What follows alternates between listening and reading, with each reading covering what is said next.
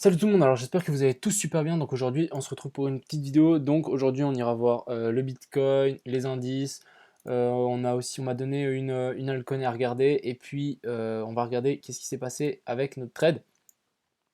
Donc hier dans ma dernière vidéo j'avais mis 9257 une target et l'autre à 9360.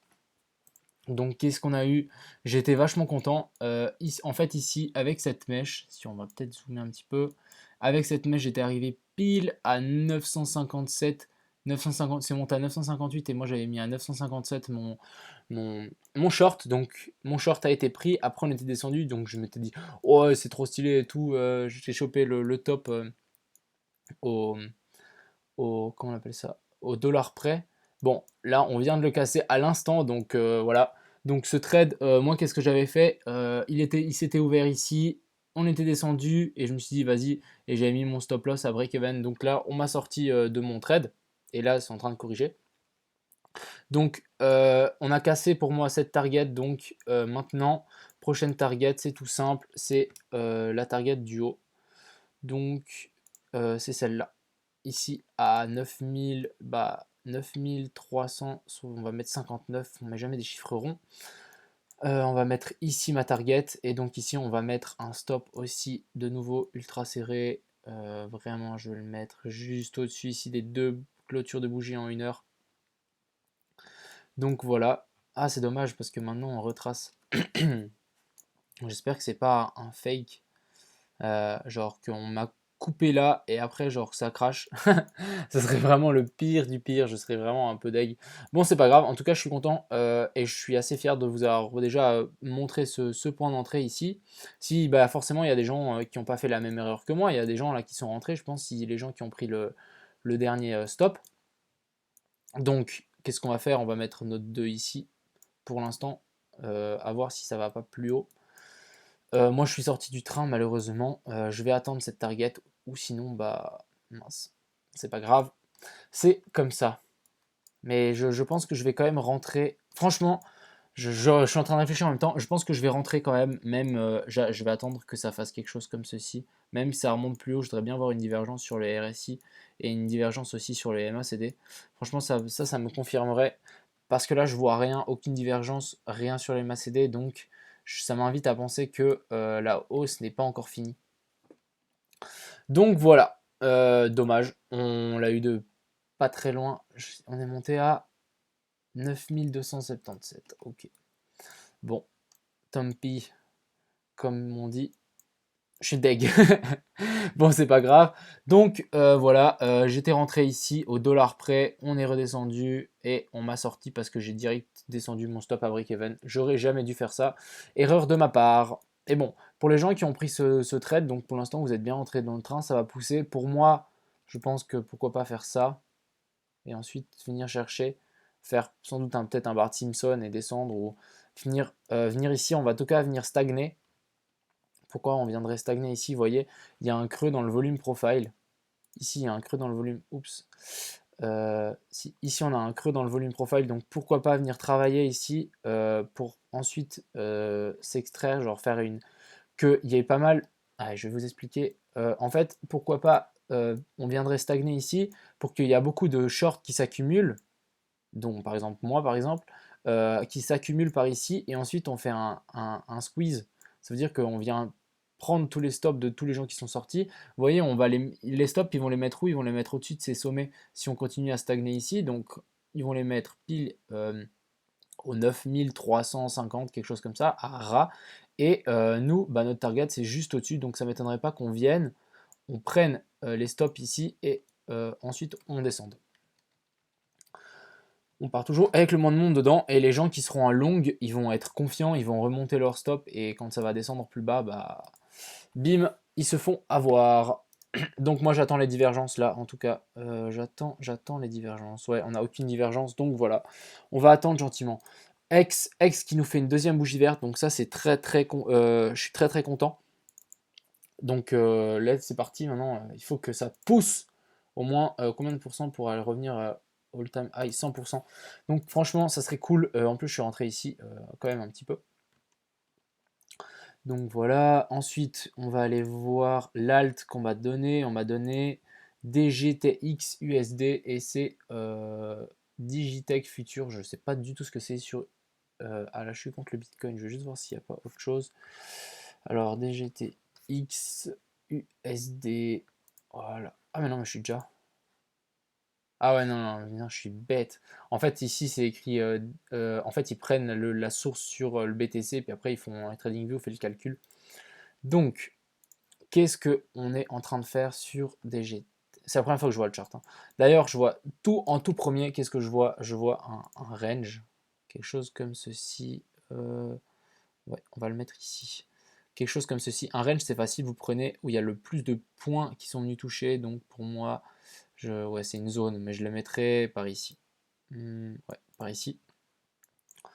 Donc voilà, pour moi on est dans un range et on est au sommet de ce range. Donc moi je voudrais bien une bonne... Ce qu'il faudrait pour prendre position, je vais vous expliquer.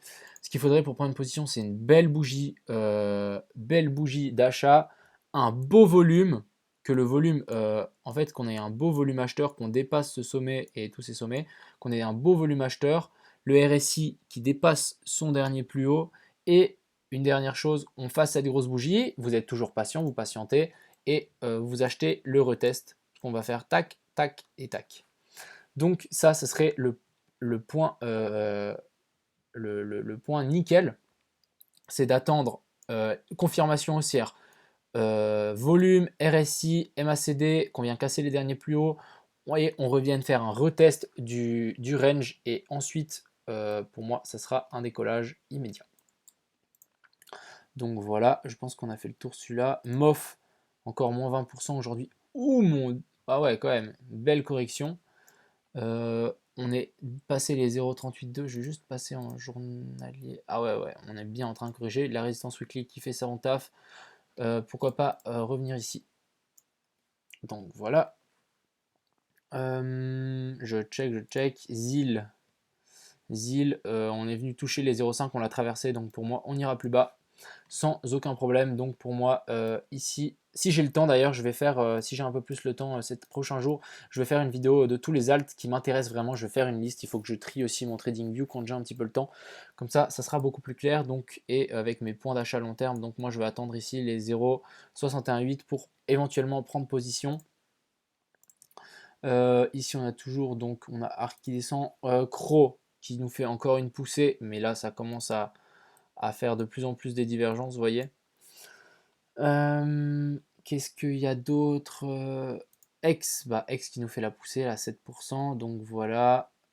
Ensuite, je regarde un petit peu parce que voilà. Liberty. Donc Liberty, ah non c'est pas Liberty, c'est Low Pooling, ok. Je vais juste faire un Fibo, c'est tout simple, vous voyez une grosse montée parabolique comme ça. Vous prenez votre petit Fibo, vous allez au top, au bas, et puis ensuite vous regardez où on est. Donc ici on est au milieu de nulle part.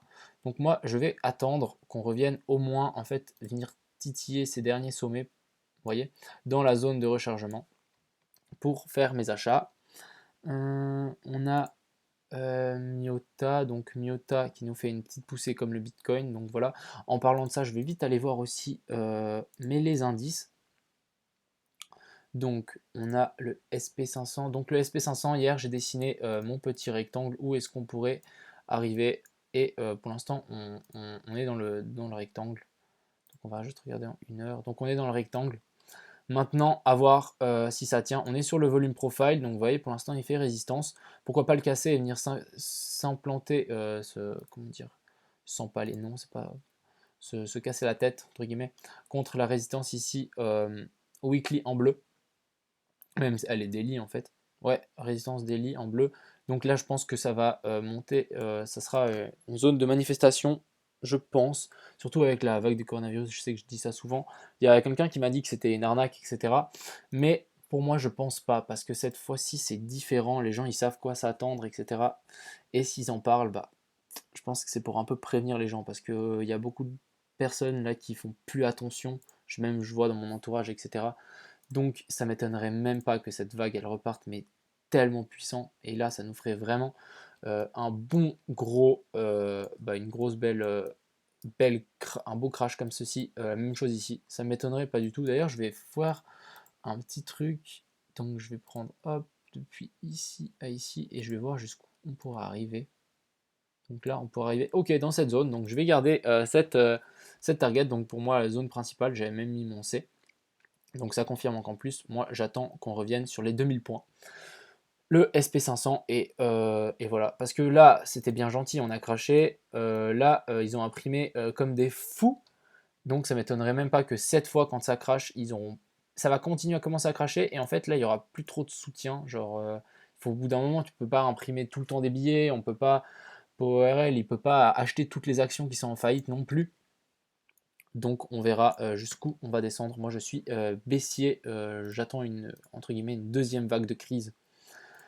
Et tout ceci pourra nous emporter notre petit bébé Bitcoin vers les abysses. Et ça serait génial pour nous.